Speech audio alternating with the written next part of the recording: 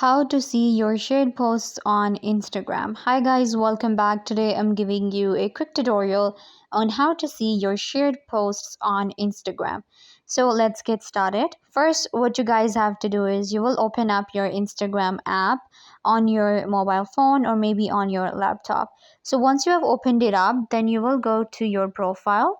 So it will open up your profile and you can see that I have my photos and reels and videos on my profile, and I can see these are the ones I've shared.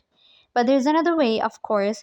You have to click on these three lines at the top right corner and it will open up settings, archive, your activity, and more options. You have to click on your activity. After that, you will find the option of interactions, recent searches, links you have visited, archived, recently deleted, and others.